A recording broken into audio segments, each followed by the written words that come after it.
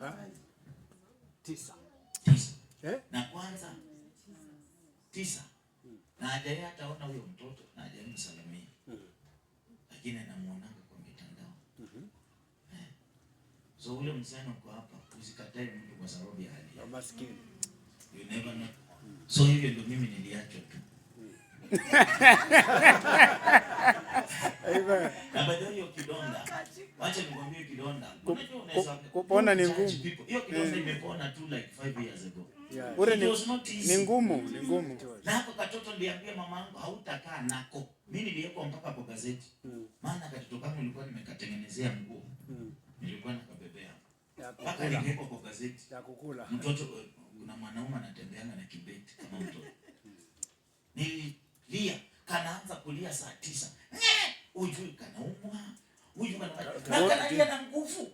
Na unajua hiyo nyumba za hiyo kapilia hiyo ni zile nyumba zingine zenye zinanga siri.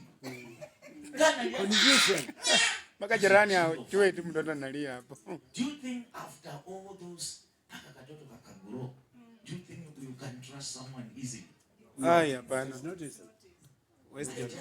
Mimi nimehili tu 5 years ago. It was not easy.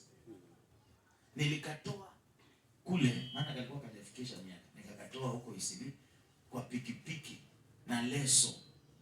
Nilikuwa nimeshikilia leso. Kwa pikipiki mpaka Pumwani. Hivi. Kakaekwa kwa incubator. Kakaanza kukua. Nikitoka nilikuwa nimwambia Mungu, huyu mtoto akisurvive nitakutumikia.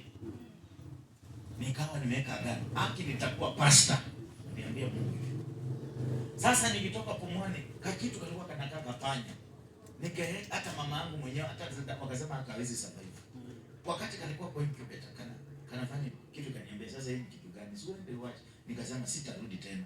Kafika kwa gate nasikia sauti nasema, "So ulisema akisurvive utamtumikia Mungu." Mimi nakwambia kila jioni saa 10 ungenipata Pumwani. Nimekaa tu pale na kaona vile kanapumua kwa incubator.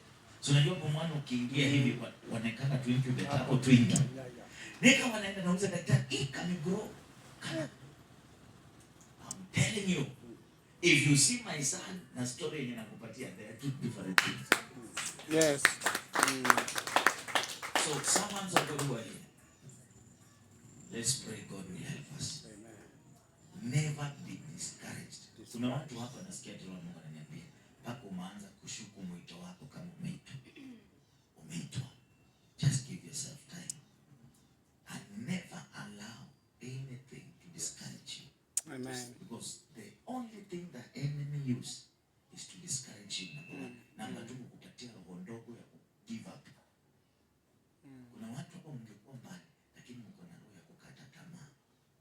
Unaona unapanda kitu hakamei, unaenda unakafinyilia hivi.